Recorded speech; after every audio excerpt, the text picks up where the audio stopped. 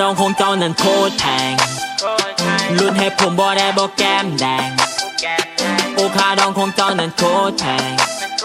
คงบ่มีวันที่จะได้เจ้านั้นมาควงแขนรุ่นให้อายบ่ได้บ่คนดีก็อายจบมาเจ้านั้นมาเป็นเท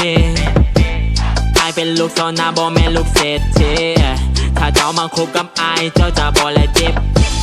อายจะเฮ็ดทุกอย่างเพื่อให้เจ้าสบายใจ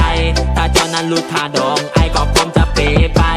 อยากให้เจ้าเปิดใจถ้าหากว่าเจ้าบ่มีไผใจนี้ขอสัญญาจะบ่เฮ็ดให้เจ้านั้นเสียใจถ้าเจ้ารู้ท่าดองมันก็คงสิดี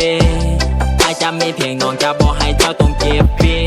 บ่มีมือที่สามพอมีเพียงน้องแต่คนดีเพราะอายนี่ฮักจริงอายบ่ได้มาตัว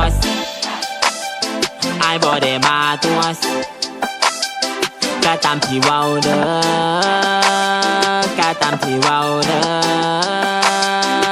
โอคาดองของเจ้านั้นโคตรแพง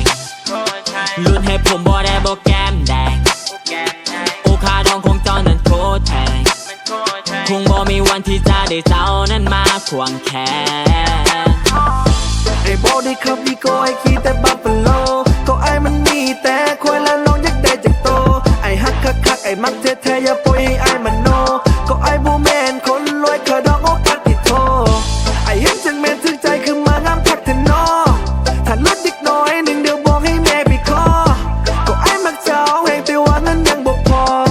ขาดองเจ้าโกรธแปลงบอกให้แม่ลดได้บ่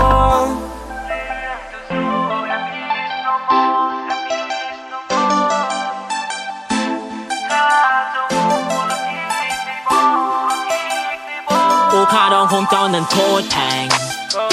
รุ่นให้ผมบ่ได้บ่แก้มแดงโอคาดองของเจ้านั้นโคตรแพงคงบ่มีวันที่จะได้เจ้านั้นมาควงแขนอยากเป็นลูกเคยอีพอเจ้าแหงนอนคิดนอนฝันแต่เศร้าจนโหดแร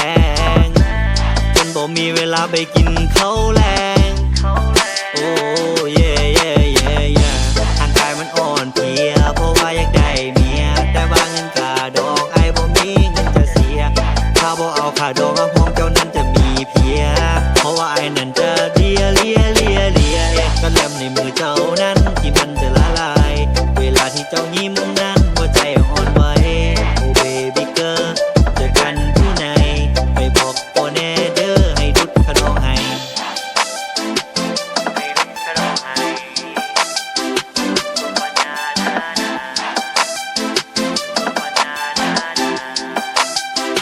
โอคาดองของเจ้านั้นโคตรแพงรุ่นให้ผมบ่ได้บ่แก้มแดงโอคาดองของเจ้านั้นโคตรแพงคงบ่มีวันที่จะได้เจ้านั้นมาควงแขน